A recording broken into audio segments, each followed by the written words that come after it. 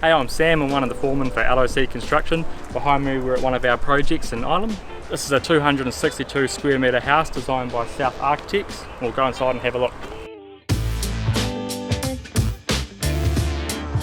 We're just at the front entranceway here. We're at pre-wrap stage. We're going to have the windows arrive middle to end of this week.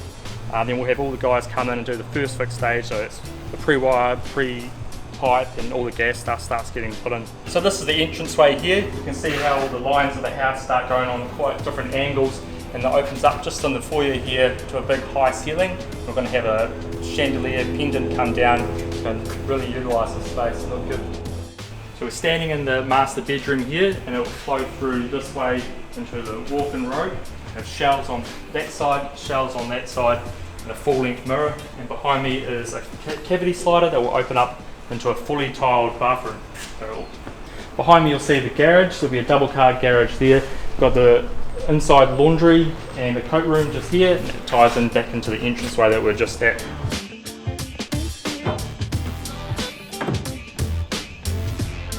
So up here we've got some attic space. It's quite good design with the high roofs, that we can get a floor up here for the clients to then store a lot of their stuff up. A lot of Christmas decorations and stuff that they don't need downstairs can be stored up here out of the way. This part of the house leads down to 2 bedrooms down here and quite a large bathroom, and there's another bedroom here. So all up we've got 4 bedrooms, 4 decent sized bedrooms in this house. So half of this opening here is going to be closed off. We're going to have a big slider that's going to push into this door here, into this opening here, walk into their den area where they'll have TV, gas fire, set up their couches around this side. And on this side we're going to have quite a large another door panel going in here that's going to slide across and open up to some shelves on this side. And when they shut it on this side, it'll open up to a desk area, study area inside there.